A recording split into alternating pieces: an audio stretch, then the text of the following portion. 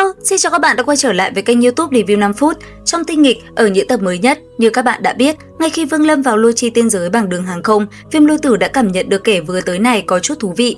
Thậm chí, khi cả hai gặp nhau, Viêm Lôi Tử còn nói Vương Lâm chính là người có duyên.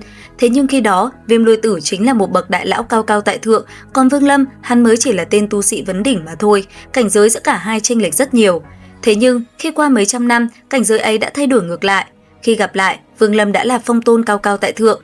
Còn Viêm Lôi Tử, lão lúc này tu vi đã sa sút nghiêm trọng, không biết chứng kiến cảnh tượng đó, Viêm Lôi Tử sẽ phản ứng thế nào nhỉ? Hãy cùng kênh YouTube Review 5 phút đi tìm hiểu một chút các bạn nhé.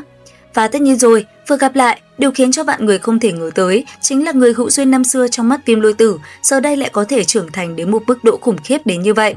Kể từ năm đó, sau khi Viêm Lôi Tử dẫn dắt các tu sĩ La Thiên tấn công Tinh vực Liên minh và bị Thác Sâm đả thương nặng, hai người đã hoàn toàn mất liên lạc. Cho đến khi đại chiến giới nội và giới ngoại bùng nổ, trên chiến trường, Viêm Lôi Tử bị các tu sĩ Toán Niết thuộc hai tộc Hỏa Tước và Phụng Thiên vây công. Thân mang trọng thương, tu vi sa sút, mái tóc bạc trắng, Viêm Lôi Tử lúc này đã rơi vào cảnh đèn cạn dầu, có thể bỏ mạng bất cứ lúc nào. Ngay vào lúc ông tưởng chừng như mình sẽ phải ngã xuống tại đây, thì một bóng người lại đột ngột xuất hiện trước mặt ông mà không hề có một điểm báo trước. Khoảnh khắc Viêm Lôi Tử ngẩng đầu lên, cả người ông liền ngây đơ tại chỗ. Gương mặt đó, ông làm sao có thể quên được, đó chính là người từng nuốt chửng tiên lôi, đập nát lôi đỉnh để xông vào lôi chi tiên giới năm xưa. Khi ấy, Viêm Lôi Tử chỉ tiện miệng nói một câu, kẻ này có duyên với ta, rồi phá lệ phong cho hắn danh hiệu chính phẩm lôi tiên. Trong mắt ông lúc đó, Vương Lâm chẳng qua chỉ là một kẻ hậu bối, có chút gan đảm mà thôi. Thế nhưng, người đang đứng trước mặt ông hiện tại, khí thế tỏa ra từ trên người lại khiến cho Viêm Lôi Tử thậm chí còn không có lấy cả tư cách để ngước nhìn. Vương Lâm không hề nói một lời, chỉ giơ tay phải lên, ánh kim quang thần thánh từ lòng bàn tay tràn ra. Tu sĩ tộc Hỏa Tước trong nháy mắt đã tan thành mây khói, ngay cả ý niệm phản kháng của Nguyên Thần cũng chưa kịp sinh ra. Tu sĩ tộc Phụng Thiên còn thảm hại hơn, hắn nhận ra Vương Lâm chính là vị phong tôn năm xưa, một tay cầm cự phủ, một mình trấn giữ khe nứt của giới đại trận, ngăn cản hàng vạn tu sĩ. Ngay lập tức, nguyên thần của hắn vỡ vụn, thân tử đạo tiêu, hai tu sĩ Toán Niết cứ như vậy mà tiêu tán khỏi thế gian. Viêm Lôi Tử đứng ngơ ngác tại chỗ, hồi lâu sau mới hoàn hồn lại. Ông run rẩy cất tiếng gọi, "Tiền bối", giọng nói khàn đặc như được vắt ra từ sâu trong cổ họng. Ông muốn báo cáo về tình hình chiến sự trong giới suốt mấy chục năm qua. Thất thải giới đã bị bên ngoài chiếm đóng, Hồng Sĩ Tử bị phong ấn, Nam Vân Tử trọng thương bế quan, Thanh Lâm Tiên Đế sinh tử khôn lường. Thế nhưng, lời mới nói được một nửa, ông đã ho ra một ngụm siro đen ngòm, cả người đứng chao đảo, không còn chút sinh lực. Vương Lâm bước tiến lên một bước, đặt tay lên vai ông, kim quang như cuồng lượn tràn vào trong cơ thể Viêm Lôi Tử. Kinh mạch đứt gãy liền được nối lại, sinh cơ cạn kiệt bắt đầu hồi phục. Cơ thể vốn cạn kiệt sinh lực, bây giờ đã tràn đầy sức sống ngay trước mắt. Gương mặt già nua như vỏ cây khô của Viêm Lôi Tử, từng chút một khôi phục lại thêm chục tuổi.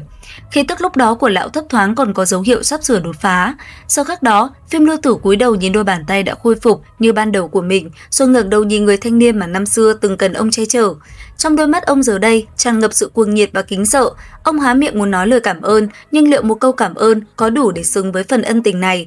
Năm xưa, những gì ông trao cho Vương Lâm chỉ là một danh xưng hở tại Lôi Tiên Điện và một tấm lệnh bài. Còn giờ đây, thứ Vương Lâm trả lại cho ông lại chính là một mạng sống. Vương Lâm nhìn ông, ngữ khí bình thản như đang nói một chuyện vặt vãnh không đáng bận tâm. Năm xưa ông từng nói, ta và ông có duyên. Toàn thân Viêm Lôi Tử run lên, câu nói tiện miệng năm đó đến chính ông cũng đã sắp sửa quên mất, nhưng Vương Lâm lại ghi nhớ suốt mấy trăm năm. Không chỉ cứu ông trong phút giây sinh tử, Vương Lâm sau đó còn tận tay tặng cho ông một con hương hỏa hắc long, trực tiếp mở ra con đường bước vào bước thứ 3 cho ông. Khi nhận lấy hắc long, Viêm Lôi Tử xúc động đến mức toàn thân run rẩy. Ông cúi người bái xuống một bái thật sâu. Một lôi tiên địa chủ từng cao cao tại thượng, giờ đây đã cúi đầu trước kẻ hậu bối năm xưa mình từng ngó xuống.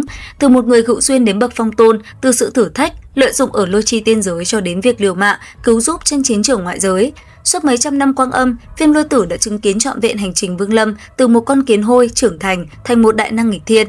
Và Vương Lâm cũng đã dùng hành động để nói cho tất cả mọi người biết rằng mỗi một phần thiện ý năm xưa các ngươi trao cho ta, ta đều ghi nhớ, mỗi một tắc che chở năm xưa các ngươi dành cho ta, ta đều sẽ báo đáp. Đây có lẽ chính là điều động lại nhiều cảm xúc nhất của tiên nghịch. Nó không chỉ có sự sát phạt quyết đoán thuần túy, mà dù cho có đứng trên đỉnh cao của chúng sinh, nhân vật chính cũng chưa từng quên đi những người đã từng giơ tay kéo mình một lần trong lúc hoạn nạn. Cú bái đó của Viêm Lôi Tử không phải bái tu vi của một vị phong tôn mà là bái chính con người của Vương Lâm. Có lẽ đây chính là lý do mà ngay từ đầu gặp nhau, Viêm Lôi Tử lại nói Vương Lâm là người có duyên. Duyên này không chỉ là duyên gặp nhau mà còn là cơ duyên để cho hai người giúp đỡ nhau thoát khỏi những lần hoạn nạn. Các bạn thấy cơ duyên giữa cả hai là mối cơ duyên như thế nào? Comment ý kiến dưới phần bình luận của kênh YouTube Review 5 phút các bạn nhé. Xin chào và hẹn gặp lại!